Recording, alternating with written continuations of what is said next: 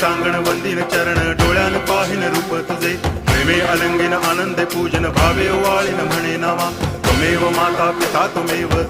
बंधुश्च सखा त्वमेव विद्या करुणं त्वमेव सर्वं मम देव कायेन वाचा मनसेन्द्रियैर्वा बुद्ध्यात्मना वा प्रकृति स्वभावात् करोमि यद्यत् सकलं परस्मै नारायणायति समर्पयामि अच्युतं केशवं रामनारायणं कृष्णदामोदरं वासुदेवं हरि गिरिधरं माधवं गोपिकावल्लभं जानकीनायकं रामचन्द्रं भजे हरे राम